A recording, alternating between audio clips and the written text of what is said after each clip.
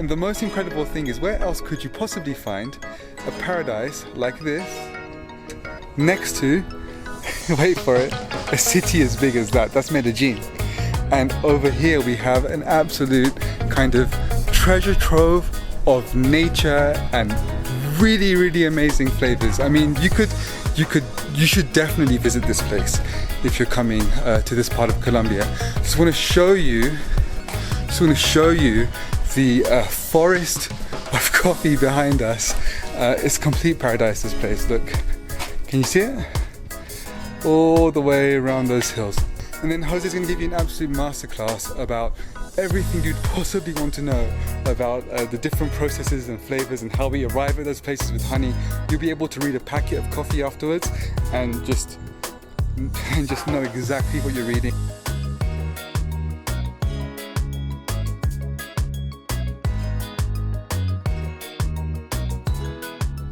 These trees are actually 30 years old.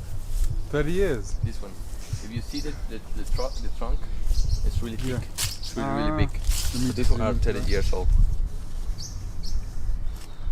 You can put your shoe there again if you want. Gives an idea of the size. So this tree is 30 years old, and if you can see, there is a really thick trunk. What we do is that we cut down the branches and then grows new branches. That's why it's not that big. If you see, here are different cuts of older branches. You see? Ah, yeah. So this were planted in the 88, so it's a little bit more than 10 years. 88, older than us. Yes, and it's a Colombian variety.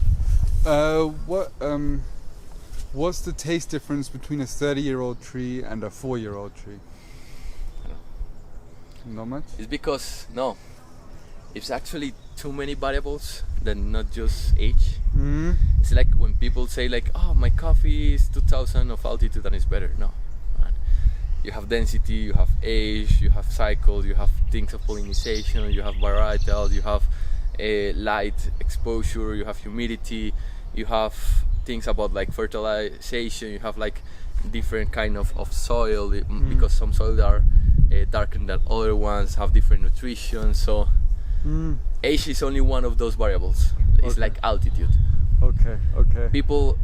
When people don't know a lot about coffee, they say that altitude is amazing, but it's actually not. Altitude is just one of the variables. Mm-hmm. But that doesn't mean that it's going to be good. Yeah. Just because it's like that. You can have a better coffee with less altitude, less density, shade, and maybe less exposure in light. Better nutrition, better soil, better like darker soils, and it's going to be better than a 2000 altitude coffee. But does a 2000 altitude coffee have any advantage? Like, why do? Yes, actually, I mean, because it's one of the variables, Yeah. it's going to have, of course, advantage. But that doesn't mean that it's the only variable. Okay, yeah, you Okay. can't say it's a good coffee because it's 2000. 2000. No, you cannot say that, because you have shade, like trees like this. You need to have density, like really space coffee, right? Yeah. This kind of soil that is actually like, look, the color that is darker. Imagine like in one that is actually like, I don't know, like orange or things like that, have different nutrition. So you need about nutrition, age, variety, shade, density, altitude, exposure of humidity, rain, as well the light and the sun. So the amount of insects that you have for pollination, the biodiversity that you have, the processing, how you pick the coffee, how you process the coffee, all the microorganism that is in the fermentation process, the water quality that you are actually using the fermentation process in that way, the curves and the analysis that where you're doing it's like the graph of the roasting. That the graph of the roasting, you have a curve of roasting. Imagine the same, but in the dry stage. So humidity, temperature, how you actually dry the coffee.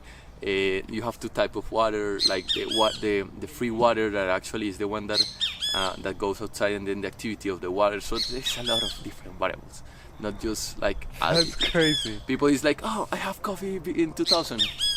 What does Yes, that mean? and you are picking bad, you are picking rotten coffee beans, you are picking green coffee beans, you don't fertilize your trees, you have a lot of density and you don't give them space, you don't have shade, there is no humidity in that place. The light is different, so it's it's you are not processing well. You're just doing like a normal wash process where you don't get the really ripe cherries. No. You dry it in an oven.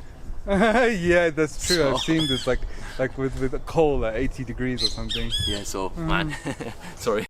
You mentioned that there's two different kinds of water, and also drying curves. I never knew about drying curves. Okay. So, what two kinds of water are you talking about? So Drying curves and- in general, like in fruits yeah. and everything, there are two kind of water. Let's Like do it from this way. Yeah, because it gets a different view.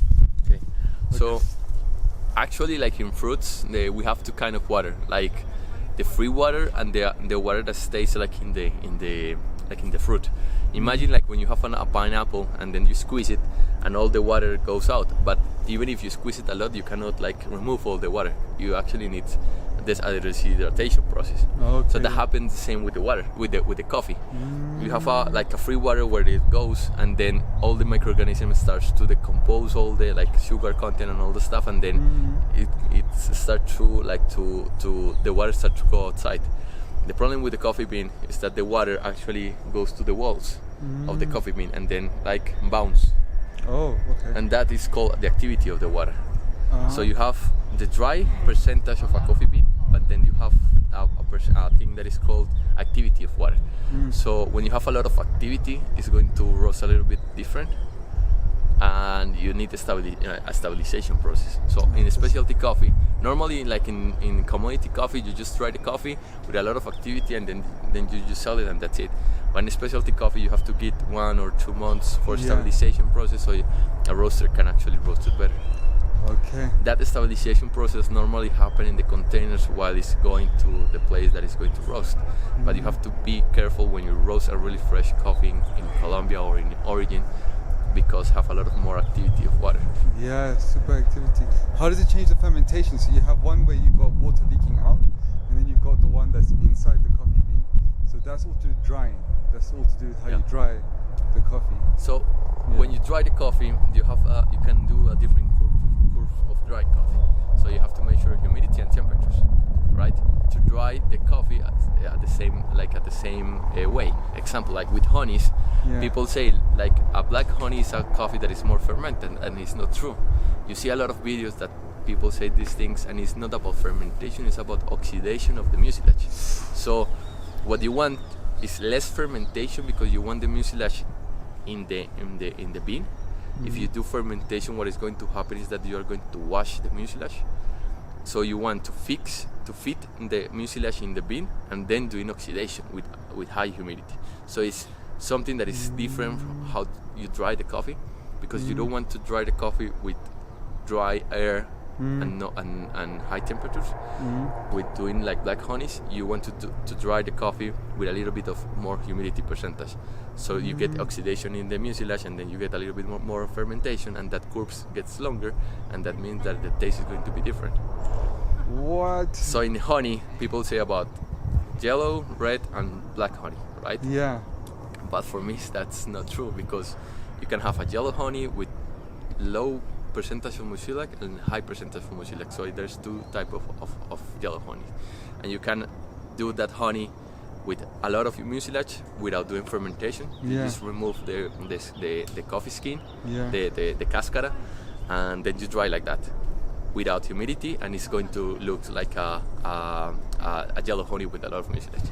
But then you can do it the other way around. You want to ferment it a lot, so all the mucilage just get out of the bean because of the fermentation. The microorganisms are eating all the sugars and decomposing all these sugars and all this stuff. And then you can have like a semi-wash process where it looks like a yellow honey without mucilage. So there's two types of yellow honey. Oh wow. And you can do the same with red and with black. Oh my god. So to make it simple, we say yellow, red, and black. But reality is. But reality is other thing.